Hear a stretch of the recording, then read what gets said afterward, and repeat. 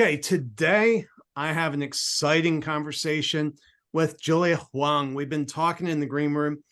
I've got so many questions that I've decided to wait to get her on because she's dropped some bombs I'm really intrigued by.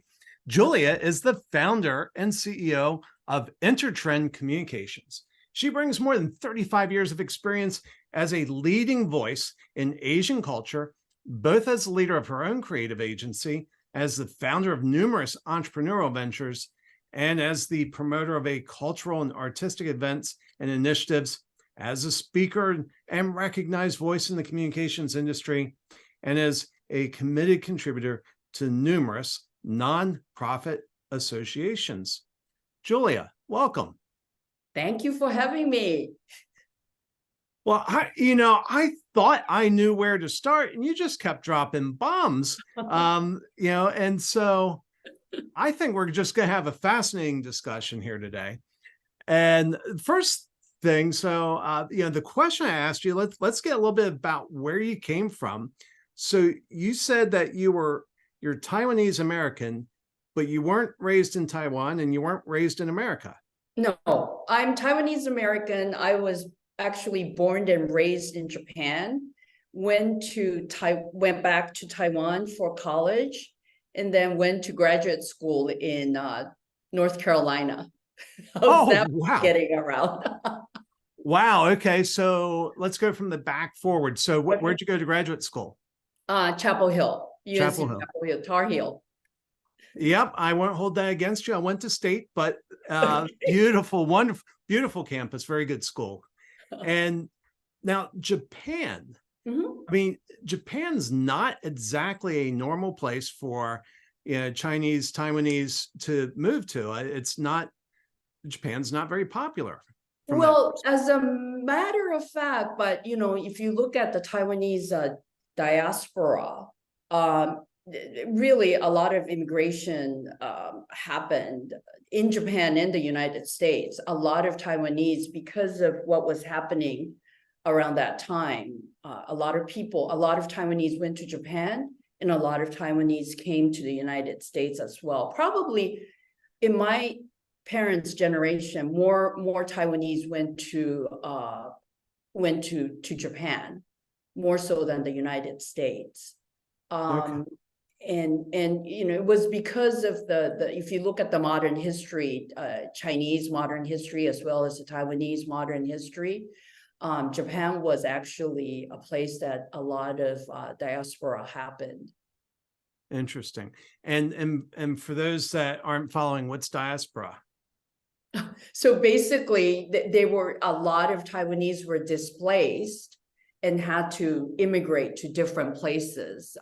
In Japan and America were a lot of destination were for a lot of Taiwanese were those two countries, especially Japan, actually. Really? Now, what part of Japan did you live in? Yokohama. Yokohama, which is a big port city, as well as a big American Navy town. Yeah. Yep. Yeah. So up in the Tokyo area. Okay. Very nice. And so then you moved back to go to university in Taiwan. In Taiwan. Okay. Wow. And what did you study? I was in Western language and literature, which I'm a little bit embarrassed to say, because when I was in Japan, I went to international school. It was a French missionary school, but it was a English-based, school. So my English was more proficient than normal Taiwanese students. And so I picked the easy way out in terms of selecting a major that I thought I could cruise. Yeah. Fascinating. Okay. And so then you went to graduate school in Chapel Hill, and now you're in LA. Yes. How's that? So graduate school at Chapel Hill actually took me career-wise to New York, and I worked in New York for a management consulting firm for a while, and then got recruited by a client and moved to Los Angeles. Okay. Yeah. And you said that your business started as kind of a fluke. So the venture capital company that I was working for, which was the client, which was a Japanese client, it's going to be a long story, but I'm going to make it very short. So we had this opportunity in terms of, we basically were having dinner with one of the lawyers for an airline company.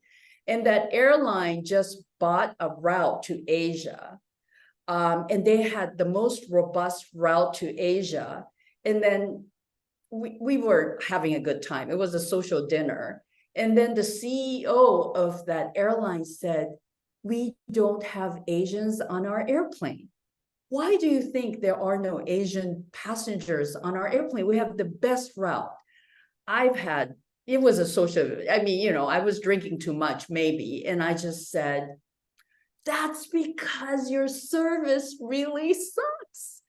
No Asian passengers will take your airplane because the food sucks, the service is bad, blah, blah, blah, blah, blah." End of story. Dinner ended. 3 weeks later, I get a call from their CMO. And he says, "I heard you had some opinion about our airline." And of course, at that time, I was already sober. So I just kind of dialed back and said, "Oh, no, that's not what I meant." But for some reason, the CMO thought I was working for an advertising agency. And then he said, no, we want you to come and tell us what to do. Huh. And so I went to talk to my boss, the owner of the management, well, a venture capital management consulting firm. And I said, "Hey, there's this opportunity. What do you think we should do?" He said, he's an entrepreneur himself. So he said, "Oh, you should just go and pitch it." So we went to pitch the account and got the account. So it was all accidental in terms of, okay, we now have a business. Let's set ourselves up for as an advertising agency. So very, very accidental in some ways, but an opportunity, a great opportunity, just really dropped on our lap, on us. So I mean, that's just amazing. It's obviously tough thing to teach in business school. Go out to an event, get drunk, and say something. don't do it. Yeah. It could have gone the other way. But I think, and Craig, I know that you say this a lot of times, is that, you have to be lucky in to be successful in business. But basically, I also tell people that, but don't squander that luck. When that luck presents itself, you just have to take it and run with it. Yeah. Yeah. And that's really tough, because sometimes our minds are a little bit closed to the opportunities that are laid before us. And we also kind of self-constrain ourselves, because I never worked for an advertising agency. So under normal circumstances, I think I would have thought that I have no experience whatsoever. Maybe this is not the route to take it. But, I was naive in a sense that I thought, well, we could do this. We'll figure it out. Yeah. No, that's awesome. And so then what was the path beyond there? So you got started, you started your own agency. We got this really a very prestigious airline business, which the airline doesn't exist anymore. As you know, the airline business went through so many of these mergers and acquisitions, so the brand doesn't exist anymore. And then we had it for a while, and then their agency, their so-called general market agency, reached out to us and said, "We have a telecommunication company that wants to target the Asian American market. Would you be interested in helping us?" And so basically that they introduced us to this telecommunication company that started with a small budget, and in 3 years, so in essence, what happened was we went from being a $500,000 sales company. In 3 years, we became $5 million because of this snowball effect. Airline company introducing us to telecommunication company, and those two industry at that time had big budgets. So again, I think we just took advantage of the opportunities that were presented to us and then run with it. Wow. And so you were telling me the agency growth. I mean, the story we all love to hear is things just grew, and life was good, but that's not the truth. No. So we were, in some ways, in our space, we were celebrating success. And then one day we had a little bit of difference in terms of the telecommunication brand, not wanting to focus on the brand. They were very tactical in nature. And if you recall, those were the days that most of the telephone companies were talking about 29 cents per minute to Japan, 19 cents to Taiwan, 25 cents to Korea. So that was basically the focus. And we really had some disagreement in terms of talking to the client and saying that brand is still very, very important in this community. Yes, discounts are very important, deals are very important, but in the end, branding is very, very important. And then I was young. I just said, I'm just going to resign the account, because there weren't a lot of telephone companies, telephone brands at that time, and not many agencies with the telecommunication expertise. I thought that our phones will ring off the hook next day after we resigned. Yeah. It took us 10 years to get another telecommunication company back. Oh my 10 goodness. years. 10 years. And then because of the fact that the brand, the telephone company that we resigned constituted such a big ratio of our business, we basically, for 5 years, we basically hired for this brand. We set up all the infrastructures to service this account, right?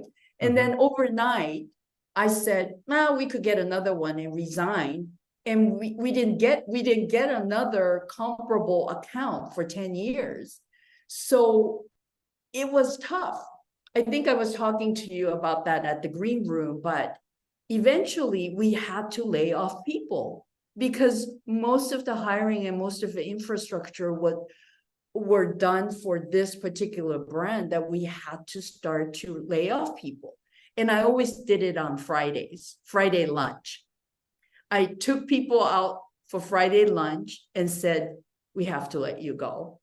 It was almost 1 month of lunches laying people off. So to this day at our company, when I casually say, oh, it's Friday, let's go out to lunch, you could tell that the paleness of their, like the blood goes out of, because they've heard so much about these Friday lunches that they thought something was going to happen. So to this day, I don't invite anyone in the office for lunches on Friday.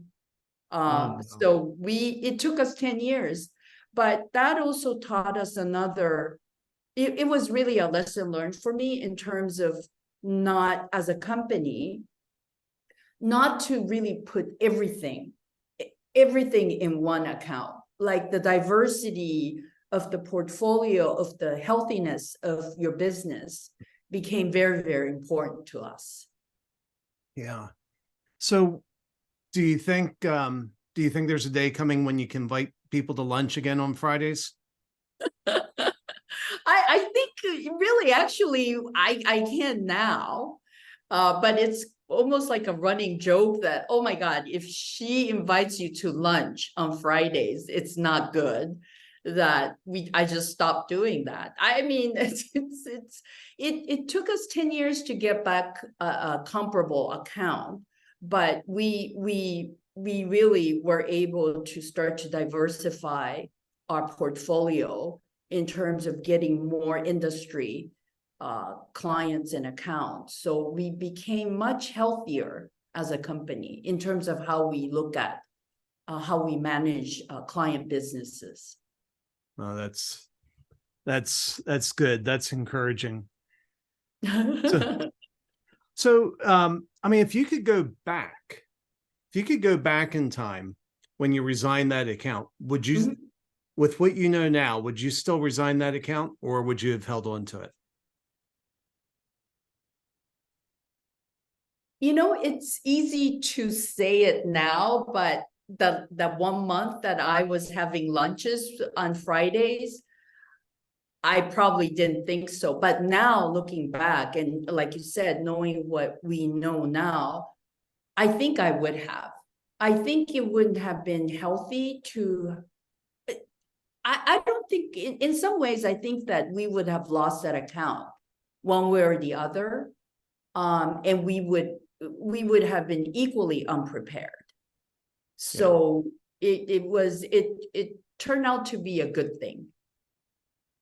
Yeah, and that's I don't know if I'd want to wait 10 years to learn that lesson.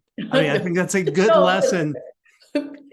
no kidding. No kidding. But we were lucky in a sense that during that 10 years, even though we didn't get the same comparable account in that industry, we were able to get most of the top three industry, like finance, automotive. We were able to have partnership with the top one of the top three brands in those industries. And I think that it was probably because we were really hungry in terms of getting back on our feet. Yeah.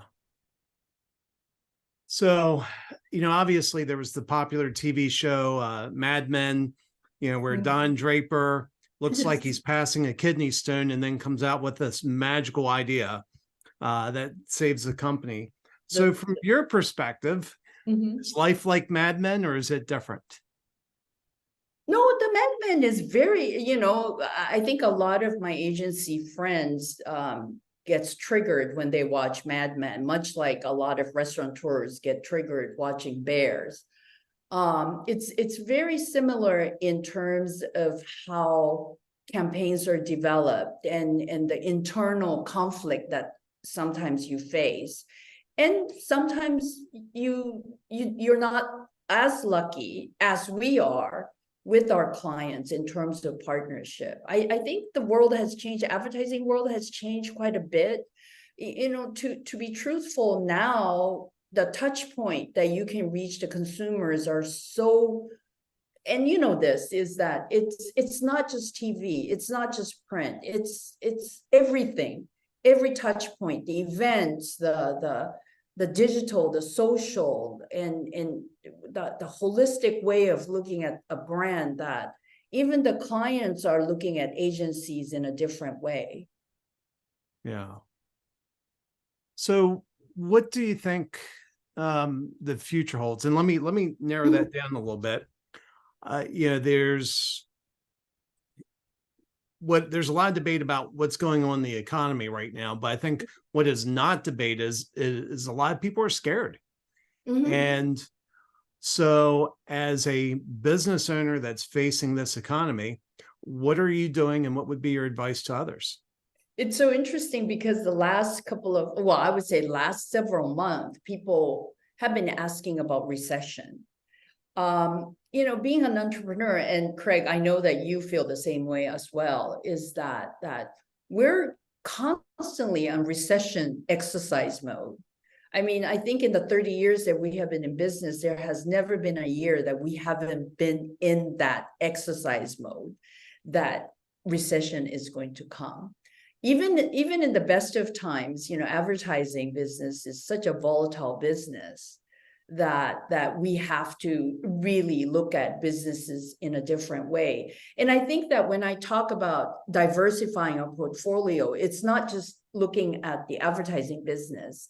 As you mentioned in the introduction, we have Intertrend Communication, which is an advertising agency, but it is one that is deep-rooted passion for uplifting the Asian American community and the community that we're in. And from that very core, build on that passion, we started an Intertrend Imprint Lab, which is a venture incubator, which is supportive hub that spots, backs, and mentors creative startups.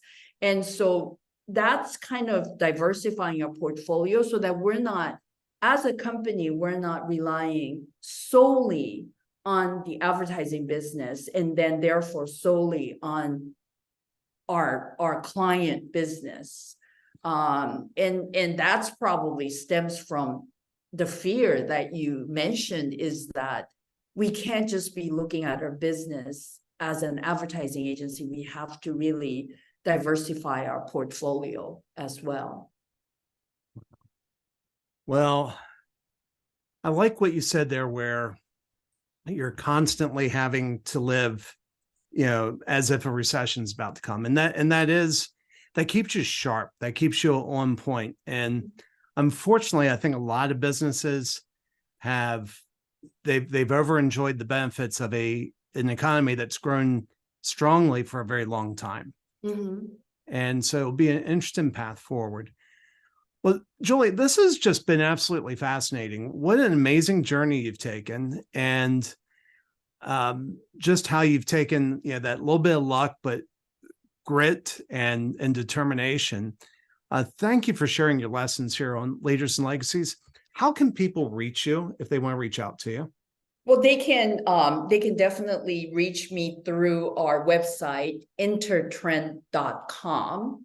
And if someone reaches me through that website, it will definitely come to me. Okay. Well, I hope they do. And thank you again for being on. Thank you. Really enjoyed talking with you.